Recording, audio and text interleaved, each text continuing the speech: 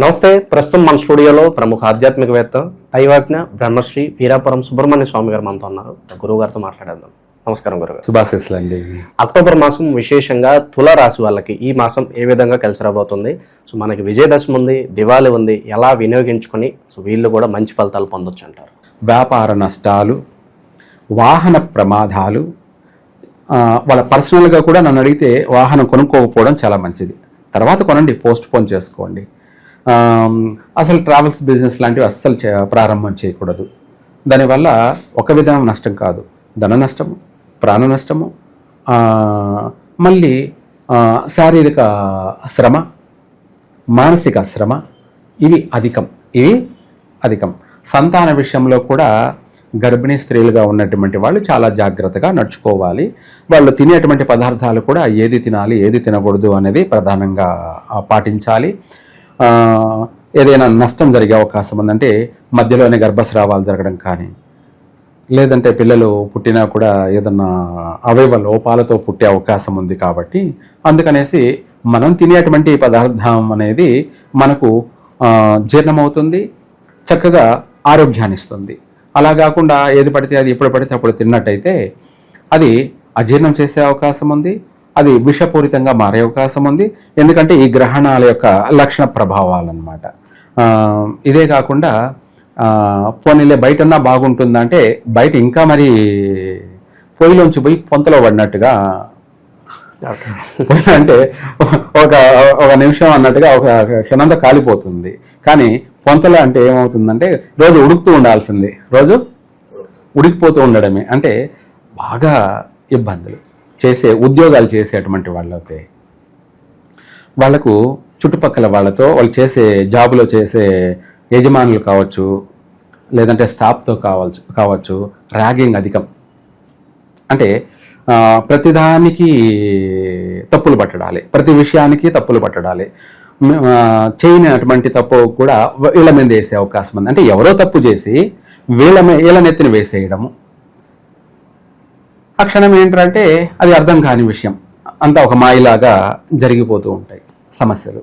పాపం వీళ్ళు చేయని పనికి కూడా నిందలు వేసుకోవడం, వాటిని భరించడం, వాటి వల్ల బాధపడడం. ఇంకా చెప్పాలంటే ఉద్యోగాల విషయాల్లో కూడా ఉంటుందా ఊడిపోతుందా అన్నట్టుగా భయము, టెన్షను, ఇటువంటివి కూడా అధికంగా ఉన్నాయి సమస్యలు. ఉద్యోగాల విషయంలోనూ జాగ్రత్త ఉండాలి, ఇంట్లో విషయంలోనూ జాగ్రత్త ఉండాలి, బంధువుల విషయంలో కూడా చాలా జాగ్రత్త ఉండాలి. అయితే కాలం కలిసి రాలేదు ఒక మాటలో చెప్పాలంటే, ఇక్కడ మనం మౌనంగా ఉండడమే మనకెంతో ఉపయోగపడుతుంది. మౌనంగా ఉండడమే. కాలం కలిసి రానప్పుడు ఎవరెన్నన్నా అనుకొని వాటన్నిటిని మనము లైట్ తీసుకున్నప్పుడే మనం ఏంటో మళ్ళీ ప్రూవ్ చేసుకోవచ్చు సమయం వచ్చినప్పుడు. అట్లా అనేసి మనము ఎదిరించిపోయామా అంటే మొదటికే మోసం వస్తుంది. అంటే జాబ్లో చేస్తే వాళ్ళు అన్నారు వీళ్ళు అన్నారు అని చెప్పేసి వాళ్ళని అక్కడ మనం ఎదిరించామనుకోండి, ఆ జాబ్ పోయే అవకాశమే ఉంటుంది. అందుకనేసి మనము అనువు కాని చోట అధికులము అనరాదు అన్నట్టుగా ఎక్కడ ఎలా సమయాన్ని బట్టి నడుచుకోవాలో అలా నడుచుకోండి. మీరు బాగుంటారు, కుటుంబం బాగుంటుంది, అనే విధాల డెవలప్మెంట్ ఉంటుంది.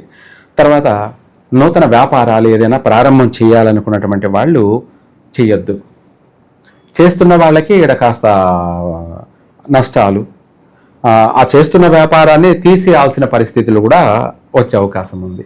ఎన్నో ఏళ్ల నుంచి చేసిన అనుభవం ఉన్న వాళ్ళు కూడా జరక్క తీయాల్సిన పరిస్థితి వస్తుంది.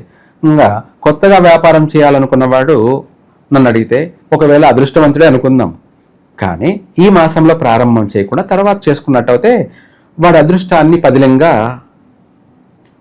డెవలప్మెంట్ కావచ్చు. నా టైం బాగానే ఉంది అని ప్రారంభం చేశాడు అనుకోండి, మాసం ప్రకారంగా బాగలేదు కాబట్టి ఇప్పుడు టైం బాగానే ఉంది చేస్తాడు, రేపు తర్వాత టైం బాగలేదు, అప్పుడు ఏం చేయాలి? నష్టపోతాడు. మనం మంచి సమయంలో ప్రారంభం చేస్తే మన టైం బాగున్నా బాగలేకపోయినా అదేమో మనల్ని నడిపిస్తూ ఉంటుంది. మనకు కష్ట నష్టాల్లో కూడా మనము స్థిరంగా రాణించగలుగుతూ ఉంటాం. చాలు, అదే 10,000. మన ముందర పెడుతూ ఉంటారు, తీసేస్తూ ఉంటారు. ఏదైనా కూడా అది వ్యాపారం కావచ్చు, అంటే మన వ్యాపారాల్లో రకరకాలు ఎన్నో ఉన్నాయి, ఎన్నో రకాల వ్యాపారం. లాస్ట్కి కడదాకా ఎందుకు యూట్యూబ్ ఛానల్లే కావచ్చు, మనం చెప్పుకుందాం. సమయం బాగాలేనప్పుడు ప్రారంభం చేశారనుకోండి, అది మధ్యలోనే ఆగిపోయే అవకాశం కూడా ఉంది, మధ్యలోనే ఆగిపోతుంది, మళ్ళీ కొత్తగా పెట్టుకోవాలి. ఇలాంటివన్నీ కూడా అధికంగా ఉంటాయి. ఇట్లా ప్రతి విషయంలో కూడా బంధకాలు, ప్రతిబంధకాలు అధికంగా ఉన్నాయి, నష్టాలు అధికంగా ఉన్నాయి. ఉన్న సొమ్మును మనం కాపాడుకోవాలి. ఎత్తపోయి పెట్టి పోగొట్టేసుకొని మన అందరిపైన పడి ఎడవకూడదు. మన దగ్గర ఉన్నదాన్ని మనం కాపాడుకోవాలి, పొదుపు చేసుకోవాలి. దాన్ని ఇంకా ఒకవేళ సంపాదించకపోయినా పర్వాలేదు, కానీ ఉన్నదాన్ని పోగొట్టుకోకూడదు. ఇలా ఈ రాశి వాళ్ళు జాగ్రత్త ఉండడం చాలా మంచిది. వివాహ ప్రయత్నాలు ఈ మాసంలో చేయొద్దు. లేదు ఒకవేళ ఏదైనా సంబంధాలు వచ్చాయని చెప్పి చేసుకొని వద్దు, ఈ మాసంలో పెళ్లి చేసుకోవద్దు. ఎందుకంటే ఈ రాశి వాళ్ళకి మధ్యలోనే ఆటంకాలు, ఆగిపోయే అవకాశాలు ఇవి అధికంగా ఉన్నాయి. ఎవరికి? తులారాశి వాళ్ళకి. అయితే కొంతమంది మనం చాలామంది అడుగుతుంటారు, నాది ఏ రాశి అని చెప్పేసి. ఈ తులారాశి వాళ్ళు చిత్తా నక్షత్రం, రి పేరున్నటువంటి వాళ్ళు, చిత్తా నక్షత్రం 3, 4 పాదాలు తులారాశి. అలాగే రు, రే, రో, త అక్షరం కలిగిన వాళ్ళు స్వాతి నక్షత్రం తులారాశి వాళ్ళే. ఇదే కాకుండా తి, తు, తే అక్షరాలు కలిగిన వాళ్ళు విశాఖ నక్షత్రం 1వ పాదం, 2వ పాదం, 3వ పాదము. వీళ్ళు అంటే తిరుపతి, తిరుమలయ్య, తిరుపతిరావు, తిరుమలేషు అనే పేర్లు ఉంటాయి కదా, వీళ్ళు విశాఖ నక్షత్రము, తులారాశి, ఈ పేర్లు కలిగిన వాళ్ళు తులారాశి వాళ్ళు. వీళ్ళందరికీ కూడా ఇవి అధికంగా ఆటంకాలు. మంచి విషయం అడిగారు. తులారాశి వాళ్ళకి ఈ యొక్క ఆశ్వేజ మాసం, అక్టోబర్ నెల అన్నీ కూడా ప్రతిబంధకాలే అధికంగా ఉన్నాయి, అంటే ఇబ్బందులు అధికంగా ఉన్నాయి. ఎందుకంటే ఒక పక్కన గ్రహణ ప్రభావాల వల్ల మాననాశనము, అంటే అందరిలో అవమానాలు, అందరితో ఇంట్లో కుటుంబ సభ్యులతోనూ అవమానాలే. చేయని తప్పుకి అవును, చేయని తప్పులకు కూడా వీళ్ళు అవమానాలు, మాట పట్టింపులు, మాటలు పడడం, నిందలు పడడం, ఇవన్నీ అధికంగా ఉన్నాయన్నమాట. వీటితో పాటు మనము ఈ రాశి వాళ్ళకి ఏదైనా సరే కుటుంబ వ్యక్తులతో జాగ్రత్తగా ఉండాలి. మొదటి పాయింట్ ఇంట్లోనే. ఎందుకంటే 24 గంటలు మనం ఇంట్లో వాళ్ళతో జాగ్రత్త ఉండడం వల్ల కొంచెం మనశ్శాంతి ఉంటుంది, ప్రశాంతం ఉంటుంది. లేదనుకోండి ఆటుపోటు మాటలు, సూటిపోటు మాటలతో ముందు ఇంట్లోనే కుంపటి ఏర్పడే అవకాశం ఉంది. నష్టాలు అధికంగా ఉన్నాయి. భార్యాభర్తల మధ్య కావచ్చు, లేదంటే పిల్లల వల్ల కావచ్చు, లేదా తల్లిదండ్రుల వల్ల కావచ్చు, అన్నదమ్ముల వల్ల కావచ్చు. అన్నదమ్ముల మధ్య కూడా ఆస్తిపాస్తుల విషయాల్లో కావచ్చు, లేదంటే తల్లిదండ్రుల విషయంలో కూడా నువ్వు చూసుకో అంటే నువ్వు చూసుకోమని ఇట్లా ఒకరిపైన ఒకరు నిందలు వేసుకోవడం, నువ్వు చూడలేదని అంటే ఒకరంటే నువ్వు చూడలేదని ఒకరను, ఇట్లాంటి అన్ని అధికమైనటువంటి నీలాప నిందలు ఎక్కువగా ఉన్నాయి తులారాశి వాళ్ళకి. విషపూరితమయ్యే అవకాశం ఉంది. దానివల్ల వీళ్లకు ఆరోగ్య సమస్యలు ఏర్పడే అవకాశం ఉంది. పుట్టబోయే పిల్లలకు కూడా నష్టం జరిగే అవకాశం ఉంది. అంటే వాళ్ళ పుట్టినా కూడా వాళ్లకు అవయవ లోపాలు, మైండ్ మెచ్యూరిటీ లేకపోవడం, బ్రెయిన్ లాస్ కావడము, లేదా ఇంకా పిల్లలు అనారోగ్యాలతో జన్మించడం వల్ల దీర్ఘకాలికమైనటువంటి రోగాలతో పిల్లలు బాధపడుతూ ఉంటే తల్లిదండ్రులు చూడలేక బాధపడుతూ ఇటువంటి అధిక సమస్యలు వచ్చే అవకాశం ఉంది. కాబట్టి అందుకనేసి సమయానుకూలంగా ప్రతిదీ ఏది చేయాలి ఏది చేయకూడదని మీ చేతుల్లోనే ఉంది. మీ జాగ్రత్త ఏదైనా సరే. తర్వాత భార్యాభర్తల మధ్య మనస్పర్ధలు ఏర్పడే అవకాశం ఉంది. వ్యాపారాలు నష్టాలు, విదేశాలకు వెళ్ళాలనుకున్న వాళ్ళు వెళ్ళకపోవడం చాలా మంచిది. తర్వాత పోస్ట్పోన్ చేసుకొని మంచి సమయంలో బయలుదేరి వెళ్తే అక్కడ స్థిరపడతారు, అలాగే అభివృద్ధి చెందుతారు. కుటుంబం అంతా కూడా సౌఖ్యంగా ఉంటుంది, సంతోషంగా ఉంటుంది. ఉద్యోగం చేసేటువంటి వాళ్ళ అక్కడ చాలా జాగ్రత్తగా నడుచుకోవడం, మౌనంగా ఉండడం, వీలైనంత వరకు మౌనంగా ఉండడం, ఎవరిని తోలనాడి మాట్లాడకుండా వీళ్ళు బాగుండడం కోసం ఎదుటి వాళ్ళని పొగడడం.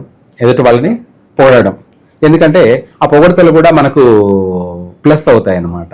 అంటే మంచి జరుగుతుంది. కష్టాల్లో కూడా మనకు కాస్త రిలీఫ్ అనేది ఉంటుంది. అందుకనేసి ఎక్కడ ఏ విధంగా నడుచుకోవాలో, ఎప్పుడు ఎలా నడుచుకోవాలో ఇది పాటించండి ఈ తులారాశి వాళ్ళు. దీంతో పాటు కూడా వీళ్ళు పరిష్కార మార్గం ఏమిటి, ఏ పరిష్కారం చేసుకుంటే వీళ్ళకు అన్ని విధాల కలిసి వస్తుంది, అటు ఆర్థిక పరంగా కావచ్చు, ఇటు ఆరోగ్యపరంగా కావచ్చు, అలాగే పనులలో ఆటంకాలు లేకుండా ఉండే విధంగా కావచ్చు. ఈ తులారాశి వాళ్ళు ఎక్కువగా గణనాథుడిని అంటే వినాయకుడిని పెసరపప్పు అంటారు కదా, పెసలతో బెల్లం కలిపి పూర్ణపు ఉండ్రాళ్ళు చేసి, పూర్ణం అంటారు కదా, ఆ పూర్ణాన్ని ఉండ్రాళ్ళుగా చేసి, ఈ ఉండ్రాళ్ళు ఏమిటి అంటే ఒక 9 ఉండ్రాళ్ళు గణపతికి నైవేద్యంగా పెట్టి గణపతి దగ్గర ఒక ఆకులో పెట్టేసి వీళ్ళు ఆయన చుట్టూ 11 ప్రదక్షిణలు. ఇది ఆదివారం కానీ, లేదంటే మంగళవారం కానీ, లేదంటే బుధవారం కానీ, ఈ 3 రోజుల్లో అలా చేస్తూ ఒక 21 వారం చేయమనండి. ఇంకా మాసవారి ఫలితాలు కూడా పనిచేయవు. అంటే నెగిటివ్ ఉండదన్నమాట, నెగిటివ్ ఉండదు. 10,000 ఆటంకాలనైనా కూడా అధిగమిస్తారు. ఒకవేళ పెద్ద కష్టాల నుంచి అన్నా బయటపడతారు. చిన్న చిన్న సమస్యలు అంటే ఎవరికైనా కామనే, ఎంతటి వారికైనా తప్పదు. పెద్ద నష్టాలు కష్టాలు అంటే ప్రాణ నష్టాలు జరగకుండా నివారణ జరుగుతుంది. అలాగే మనకు 10 మందిలో గౌరవం దక్కకపోయినా పర్వాలేదు కానీ అవమానాలు ఉండవు. ఏమిటి అవమానాలు ఉండవు. అక్కడ ఏదో మనకు సత్కారాలు ఇవ్వలేదే, వాళ్ళు సన్మానాలు చేయాలి అని అవసరం లేదు. అవమానించుకున్నామంటే అదే 10,000. అందుకనేసి వీళ్ళు బాగుపడాలంటే ఈ పని చేస్తే చక్కగా కలిసి వస్తుంది అన్ని విధాల. ఓవరాల్గా తులారాశి వాళ్ళ పరిస్థితి ఈ మాసం ఎలా ఉంటుంది, ఎలాంటి జాగ్రత్తలు తీసుకోవాలి, చాలా బాగా వివరించారు. ధన్యవాదాలు. సర్వే జన సుఖినో భవంతు.